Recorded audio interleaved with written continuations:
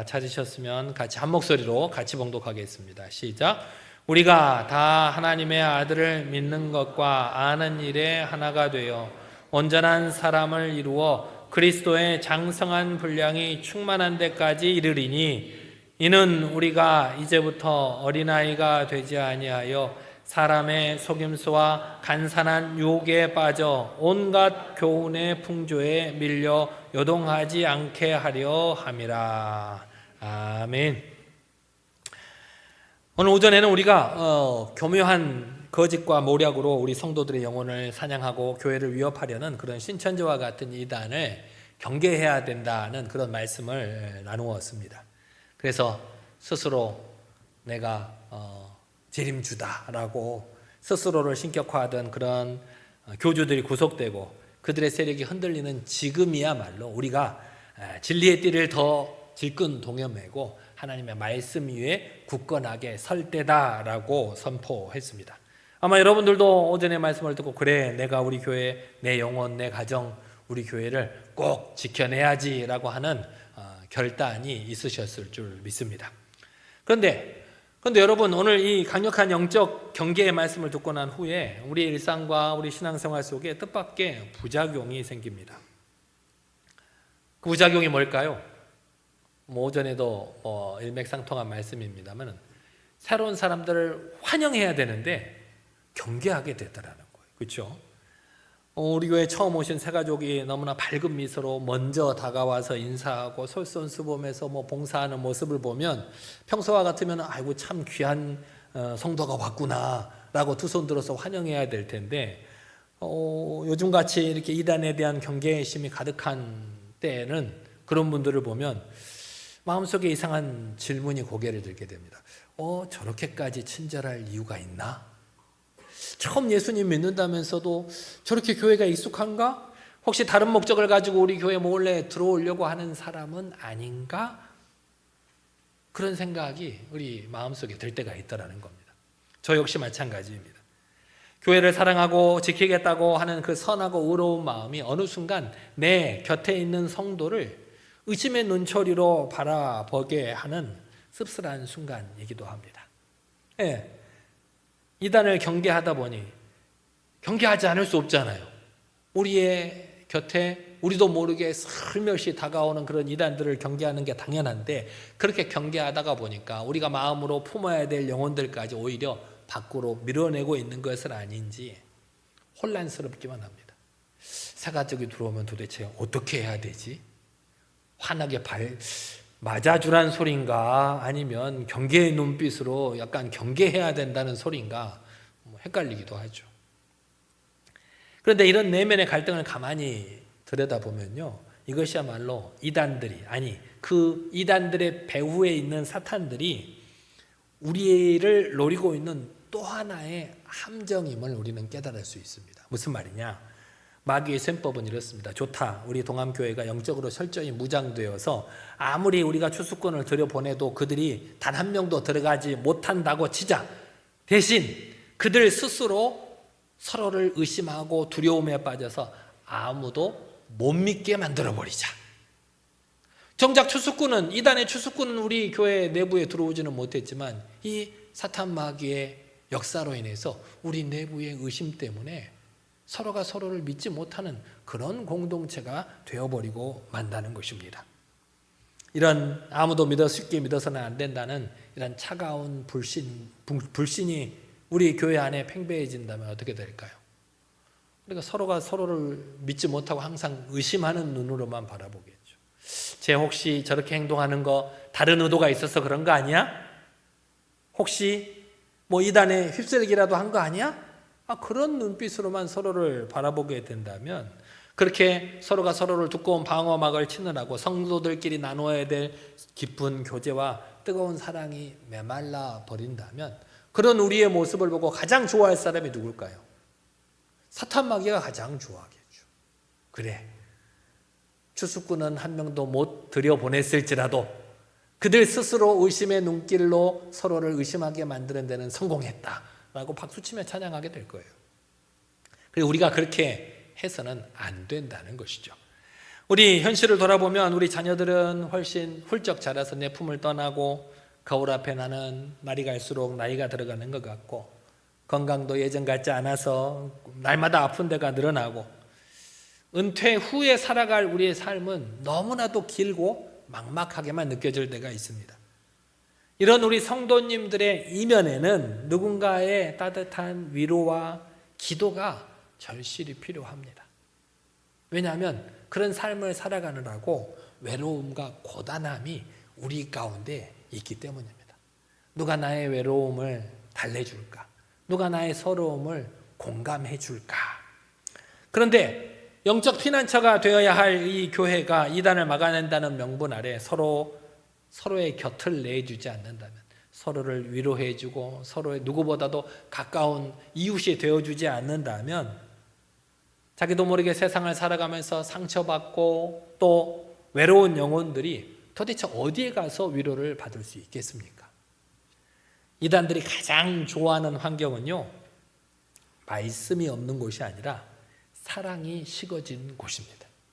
말씀이 없는 곳이 아니라 사랑이 식어진 곳.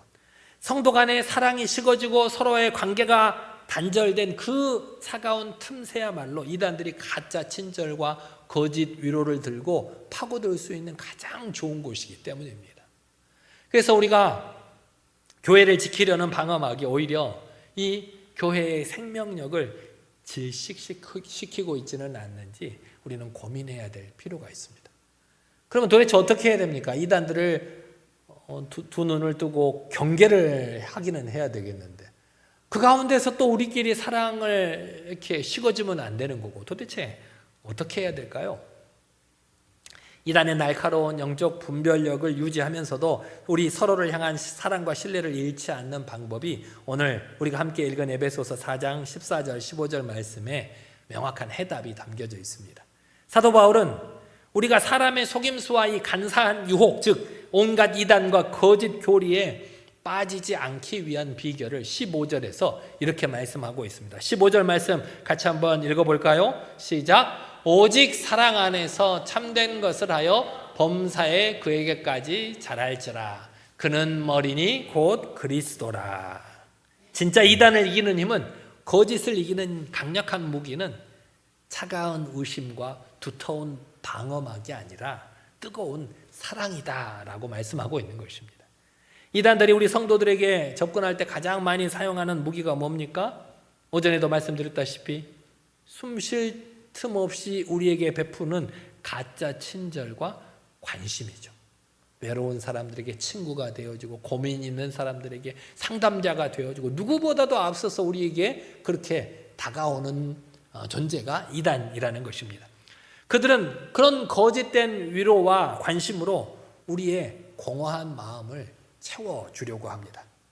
그렇다면 이 위조지폐와 같은 가짜 사랑을 이겨내는 방법이 무엇이냐? 오늘 우리 공동체가 오늘 말씀처럼 예수 그리스도의 십자가에서 흘러나오는 진짜 사랑으로, 뜨거운 사랑으로 우리의 삶을 빽빽하게 채우는 길밖에 없다는 것입니다. 하나님 예수 그리스도의 십자가에서 나오는 그 뜨거운 사랑이 우리의 삶에 빽빽할 때 의단들이 들어올 틈이 없다는 것입니다. 주님께서 우리를 어떻게 사랑하셨습니까? 도저히 죽을 수밖에 없는, 자격 없는 우리를 위해서 당신의 전부를 내어주신 분이 우리 예수님이십니다. 그 십자가의 사랑이 우리의 예배의 자리마다, 우리가 다니는 곳곳마다 흘러 넘친다고 생각해 보십시오. 여러 가지 건강 문제로 낙심하고 있는 성도를 위해서 내일처럼 그를 위해 걱정해주고 기도해주고 울어준다면 삶의 무거운 짐에 짓눌려 있는 성도들을 진심으로 잡아서 일으켜주면서 서로가 서로를 위해서 기도해주고 하나님의 그 거룩한 사랑으로 빈틈없이 채워준다면 어떻게 될까요? 여러분 주변에 옆에 있는 성도들을 바라보면서 저 사람의 얼굴이 혹시 근심에 걱정이 없는가, 무슨 일이 없는가 늘 사랑과 관심으로 돌아보고 그를 위해서 기도하고 권면하고 또 무슨 일 없냐고 물어봐 준다면, 그렇게 사랑과 기쁨을 가장 누구보다 먼저 알아주는 그런 영적인 대가족이 된다면 얄팍하고 거짓된 이단의 관심은 우리의 틈을 비집고 들어올 수가 없다는 것입니다. 복음 안에서 참된 사랑이야말로 이 세상 그 어떤 것보다 가장 강력한 영적 방어선이 될 줄 믿습니다. 그래서 여러분들 교회 오실 때도 물론 여러분들의 힘들고 어려움을 주님께 아뢰고 또 영적으로 충전받기 위해서 교회에 오시기도 하지만 여러분 주변에 있는 성도들의 얼굴을 가만히 살펴보시기 바랍니다. 우리 두려움 때문에 마음을 걸어 잠그는 우리가 아니라 오히려 예수 그리스도의 심장을 가지고 내 곁에 있는 지체들을 향해서 마음 문을 활짝 여는 저와 여러분 모두가 되시기를 바랍니다. 여러분 옆에 있는 사람 얼굴을 한번 쳐다보십시오. 내 구역 식구, 내 찬양대원, 우리 교회 성도들이 바로고 이 사람이 나에게 맡겨주신 영적인 가족이자 천국 시민이다 라고 하는 마음으로 따뜻하게 한번 바라봐 주십시오. 무슨 걱정은 없니? 어디 얼굴은 왜 밝니? 얼굴이 왜 어두운 면은 없을까? 서로가 서로를 바라봐주고 또 무슨 걱정이 있다면 기도할 제목 없냐고 물어봐 줄 수 있는 여러분들이 되시기를 바랍니다. 의심의 눈길을 거두고 사랑과 신뢰에 손을 내미는 여러분 모두가 되시기를 바랍니다. 서로가 서로를 향해서 당신이 외로울 때 이단이 아니라 내가 먼저 가서 손을 잡아줄게요.